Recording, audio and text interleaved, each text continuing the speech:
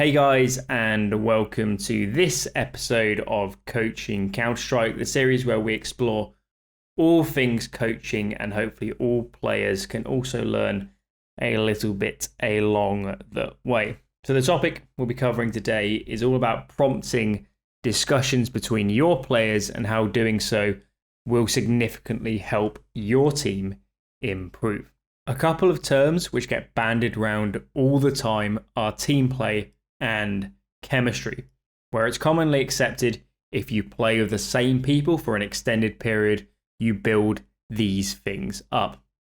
Taking such a hands-off approach is fine for matchmaking, but for competitive Counter-Strike, we want to build up team play as quickly and efficiently as possible.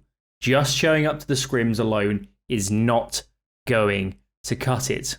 In Counter-Strike, pretty much everything a player does needs to be considered in the context of what their teammates are doing.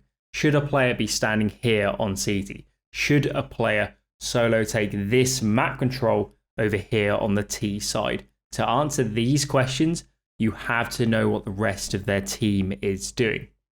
Whilst reflecting on matches and giving your players feedback, get them to consider what their teammates are doing. And instead of telling them to do this instead, get them to talk to their teammates and discuss the problem together. At higher levels, players are better positioned to realize they need to speak to their site partner to overcome a problem. At lower levels, not so much. Take the opportunity whilst giving feedback to prompt discussions between your players.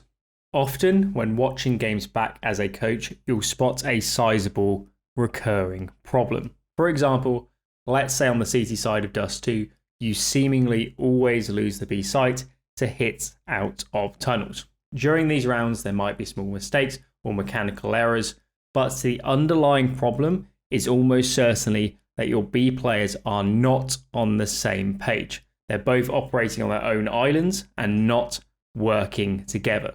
As a coach, you need to address the core issue by getting them to, say, watch games back together or going onto the server and talking about some double site setups or protocols for rushes, these sorts of things. In just 20 minutes of focused discussion, you'll be amazed by how much they improve. During our Coaching Counter-Strike video on building teams, we talked about how mentality and having a positive attitude was a huge selling point when considering players.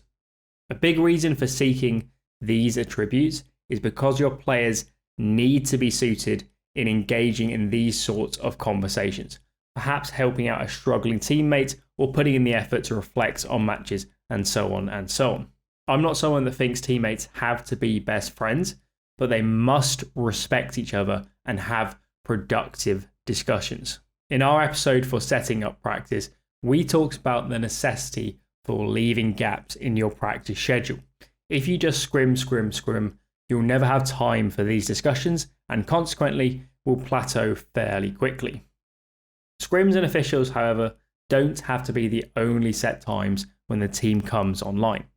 How about you get everybody on once a week, they pair up and spend an hour watching back a demo or recording, talking about what did work, what didn't work, should I play here whilst you're playing here. Setting time aside for things like these can be a really great way to kickstart productive conversations. As a coach, your job is to get these discussions rolling.